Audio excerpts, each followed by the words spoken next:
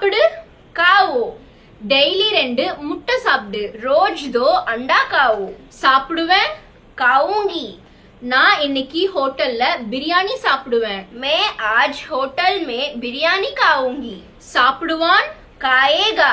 ரவி என்ன சாப்பிடுவான் रवि क्या खाएगा சாப்பிடுவாள் खाएगी சீதா எத்தனை இட்லி சாப்பிடுவா सीता कितना इडली खाएगी சாப்பிடும்போது खाते समय சாப்பாடு சாப்பிடும்போது பேசாத खाना खाते समय बात मत करो சாப்பிடுவதற்கு முன்னாடி